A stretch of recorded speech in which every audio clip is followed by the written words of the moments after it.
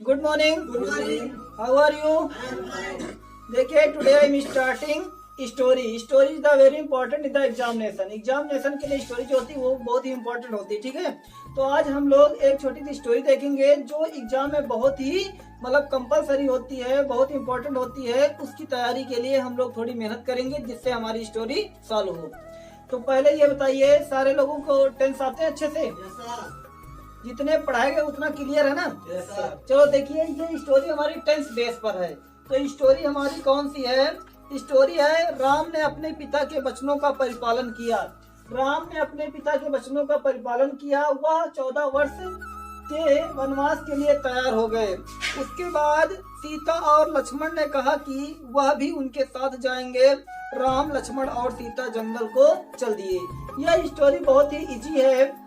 Do not difficult this story so that all student look the white board. यहाँ देखिए, राम अपने पिता के वचनों का परिपालन किया.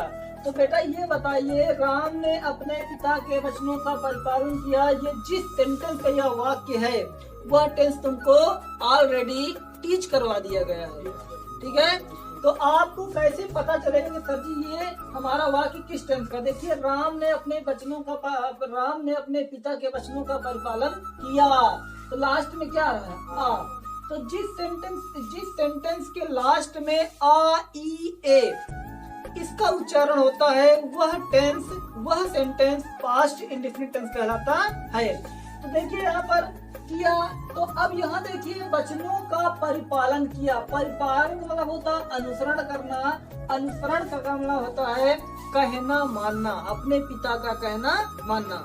ठीक है, जब श्री रामचंद्र वनवास को गए थे तो वो अपने पिता के कुछ शब्दों की वजह से चले गए थे. बल्कि पिताजी ने कहा है कि भैया वचन मैंने दिया था कैकेयी को, तुम क्यों जाते हो वनवास?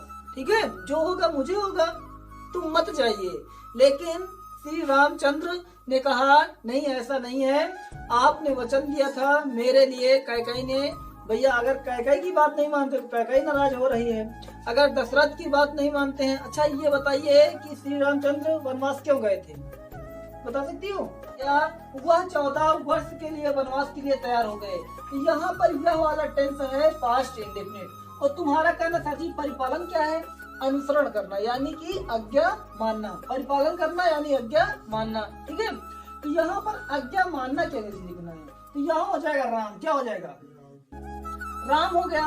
अब उसके बाद यहाँ पर मतलब ये सेकंड फॉर्म किया, लास्ट में क्या रहा? अब तो जब आ आता है तो हम लगाते हैं ओबे. क्या लगाते हैं? ओबे माने होता आज्ञा मानना. ओबे माने आज्ञा मानना. ठीक है, तो राम ओबे माने आज्ञा माना, सेकंड फॉर्म लगाना है तो ईडी लगाइए. तो ओबेड माने होता है अनुसरण किया, परिपालन किया या आज्ञा माना. ठीक है, तो राम ओबेड माने होता है परिपालन किया या आज्ञा माना. किसके?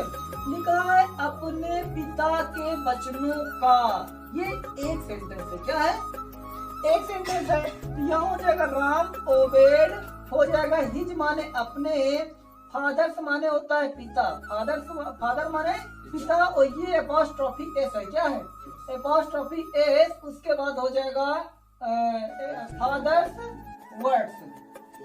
वर्ड्स माने होता है शब्दों का. वर्ड्स माने शब्दों का. यहाँ लिख दीजिए वर्ड्स, WORDS. एक बार फिर से लिख लीजिए. राम अपने पिता के वचनों का परिपालन किया. राम माने राम, ओबेड माने होता है आज्ञा माना. ओबेड माने आज्ञा माना. हिज माने अपने, फादर्स माने होता है पिता के, वर्ड्स माने होता है शब्दों का. वर्ड्स माने शब्दों का. अब तुम्हारा कहना कि सर जी हम कैसे जानेंगे? इसको पूरा लगातार एक साथ ही लिखना है. ठीक है, यहाँ देखो जैसे हमने कहा राम का हाथ. राम का हाथ है ना, राम का हाथ लंबा है. राम का हाथ क्या है? लंबा है. तो यहाँ बेटा ये पूरा एक शब्द है और एक शब्द को ऐसे लिखा जाता है रामाज. क्या लिखा जाता है?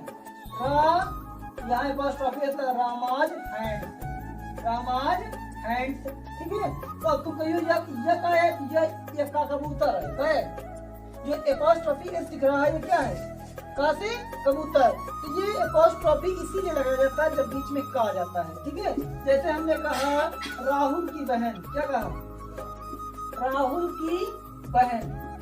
राहुल की बहन स्कूल जा रही है. राहुल की बहन स्कूल जा रही है. तो यहाँ हो जाएगा राहुल. क्या हो जाएगा?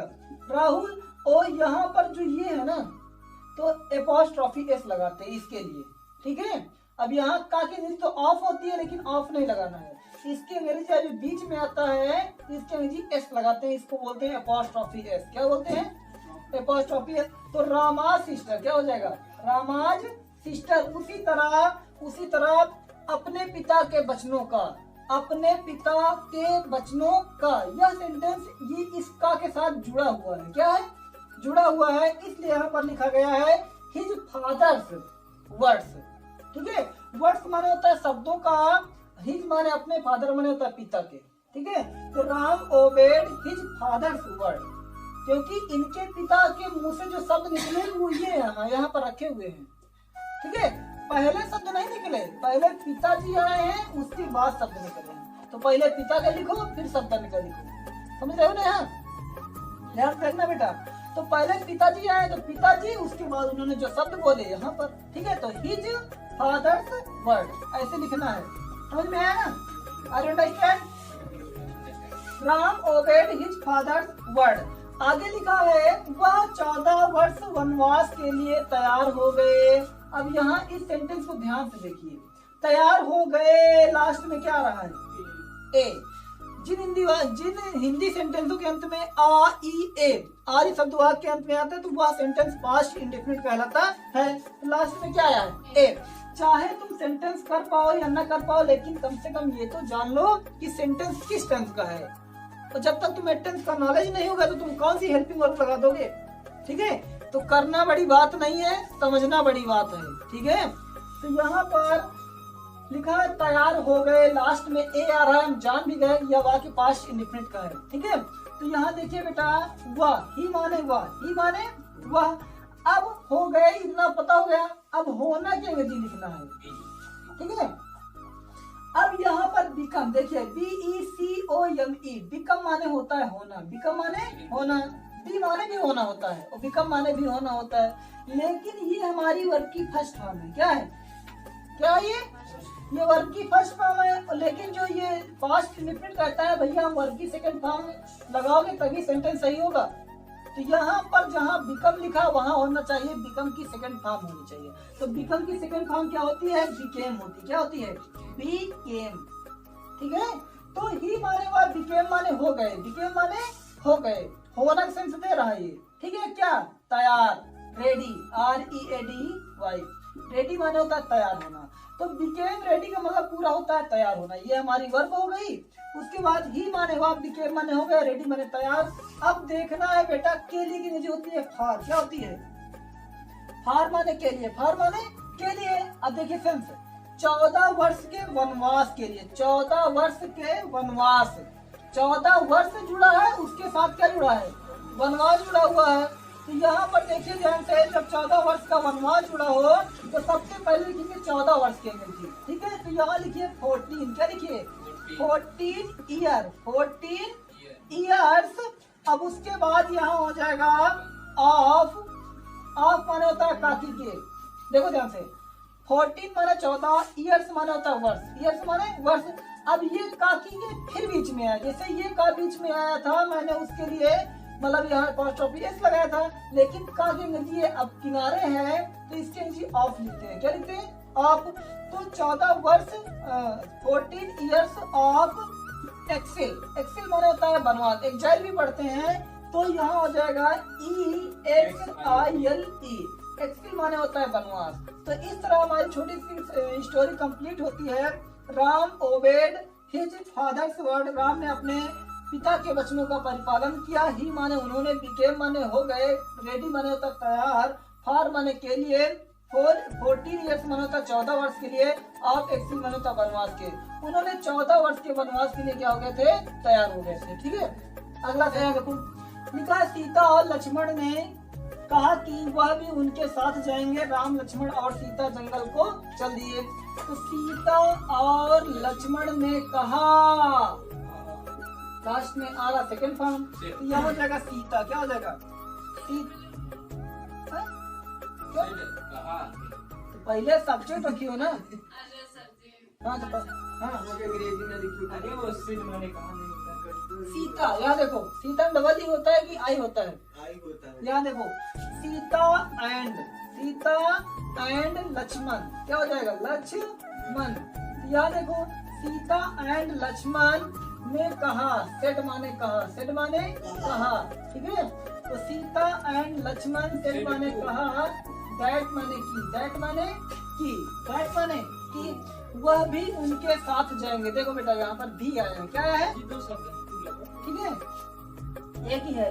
राम सीता और लक्ष्मण दोनों एक साथ बोल रहे हैं ना कहा। अब इसके आगे किससे कहा वो नहीं आदमी है, ठीक है, नहीं सेटू लगा देते हैं। तो सीता एंड लक्ष्मण सेड माने कहा, दैट माने की, देखिए बेटा वह भी उनके साथ जाएंगे। कौन सा टेंशन है टॉपर, बोलो, पास्ट इंडेफिनिट कौन सा, फ्यूचर इंडेफिनिट कौन सा है, फ्यूचर इंडेफिनिट। तो फ्यूचर इंडेफिनिट में देखिए अच्छी बात है, फ्यूचर इंडेफिनिट है तो है, लेकिन यहाँ भी आया है, क्या है, तो भी हमने पढ़ा नहीं है।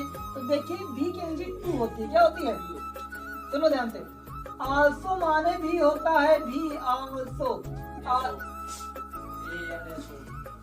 यहाँ देखो आल्सो माने होता है भी और टू माने होता है भी, और यहाँ देखो एक टू ये होता है, ठीक है। तो ये टू तो जाने के लिए संकेत करता है, तो यहाँ हम जा थोड़ी रहे, यहाँ वह भी उनके साथ जाएंगे, तो यहाँ भी बीच में है, कहाँ है, अब सुनो, जो यह टू है और यह टू, दो ही मीनिंग एक है, ठीक है। अब तुम्हारा कहना गुरुजी इसको लगाएं कि इसको लगाएं, तो बेटा इसका प्रयोग वाक्य के सबसे लास्ट में किया जाता है, ठीक है, वो इसका प्रयोग सहायक क्रिया के बाद किया जाता है। देखिए दुई लगावत सेंटेंस में, दुई में से एक, लेकिन अगर यही का लगाई हो तो वाक्य के लास्ट में। कभी भी तुम देखोगे जो टी डबल ओ टू मिलता है वो वाक्य के लास्ट में मिलता है, लेकिन आल्सो जो होता है वो हेल्पिंग वर्ब के बाद मिलता है, ठीक है। तो यहाँ देखिए ध्यान दे, देखिए तो ही माने वह, ही माने वह। अब जाना की स्पेलिंग क्या होती है, विल, क्या होती है, विल। अब यही के अंग्रेजी अगर लिखेंगे तो आल्सो लिखो, क्या लिखो, आल्सो, आल्सो माने होता है भी, आल्सो माने भी, ही माने वह, विल सहायक क्रिया है, ठीक है, आल्सो माने भी, आल्सो माने भी।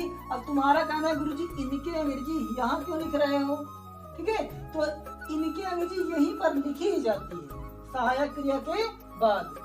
हमको क्या लिखना है, तो हम लास्ट में लिख देते हैं, लेकिन लास्ट में ये कहते हैं अगर तुमको लास्ट में लिखना है तो पिट्टी डबल ओ लिखो, हमका ना ले चलो, हम लास्ट वाले ना है, बवाल अपना भी है, ठीक है। तो देखिए he will also, he will also, जाना की स्पेलिंग आती है, वो माने जाएंगे, कहाँ जाएंगे, उनके साथ, उनके साथ। यहाँ हो जाएगा विथ माने होता है साथ, और देम माने होता है उनके, देम माने उनके। तो ही माने he will also go with them, हम उनके साथ जाएंगे या फिर वह उनके साथ जाएगा। उसके बाद अगला सेंटेंस क्या, राम लक्ष्मण और सीता जंगल को चल दिए। बेटा यहाँ देखो जंगल को चल दिए, अब एक आदमी हो चाहे 1000 आदमी हो, लेकिन देखिए जब एक आदमी जाता है उसका सेंस दूसरा होता है, जब कोई ग्रुप बनाकर जाता है तो उसका सेंस दूसरा होता है, ठीक है। तो ग्रुप देखिए राम लक्ष्मण और सीता जंगल को चल दिए, तो यहाँ राम लिखा है, क्या लिखा है, राम लक्ष्मण, राम लक्ष्मण एंड सीता, राम लक्ष्मण एंड सीता, ये हमारा बेटा क्या है, पूरा सब्जेक्ट है, क्या है, सब्जेक्ट है। अब चल दिए तो राम लक्ष्मण एंड सीता, अब वेंट माने चले गए, वेंट माने चले गए, चल दिए, ठीक है। तो चलना के इस देखिए चल दिए, धीरे धीरे जाएंगे तो वो जाना की सेंस होता है। यहाँ पर 3 मीनिंग निकल के आती है, एक रस्ट होती है, एक वेंट माने चले गए। तो ये पास्ट इंडेफिनिट में हम बना रहे हैं, ठीक है। और जो पास्ट इंडेफिनिट में इसलिए बना रहे हैं कि तुमने पास्ट में पढ़ा है तो तुम समझ भी जाओगे थोड़ा थोड़ा। तो राम लक्ष्मण एंड सीता, वेंट माने होता है चले गए, चल दिए, लिखा कहाँ, जंगल को, जंगल को। यहाँ हो जाएगा ऑफ नहीं द फॉरेस्ट, क्या हो जाएगा, फॉरेस्ट। अब सुनो ध्यान से, जब